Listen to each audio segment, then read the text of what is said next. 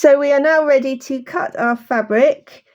Just a word, this edging, which you will get on some pieces of Aida, this is called the selvage, which comes at the end of the roll. You don't use that in your stitching. You don't use it in your calculation of size. Some people like to keep it on for a margin. I'm going to cut the piece here, so it's not included.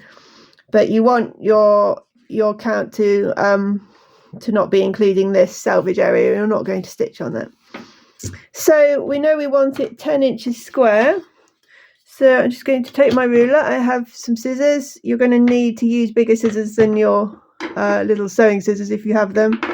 Clean pair of kitchen scissors is fine.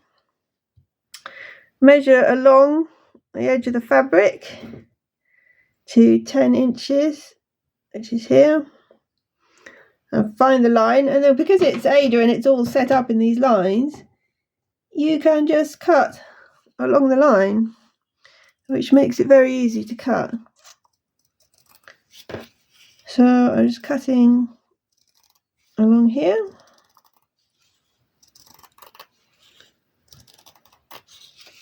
We'll keep the offcuts in case you want to make a little cross stitch card or something else with them. There we are. And then measure up the next one. Oh, there we are. About 10 inches here. Start cutting up this line.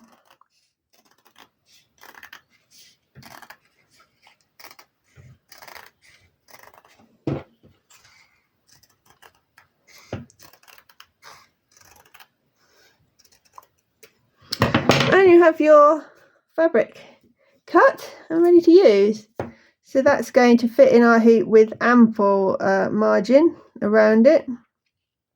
You will see that it is creased because it came in the post, so your Aida is very likely to be creased from folding in a packet. So I'm going to go and iron it now. Just give it a quick iron. This is 100% cotton Aida. If you've bought polycotton Aida, you're going to have to be more careful about ironing it. It's a good idea to go for good quality cotton Aida. And I'm just going to go and iron this quickly to make the creases a bit less, and then we'll come back and mark the centre of the pattern and get the fabric into the hoop. See you there.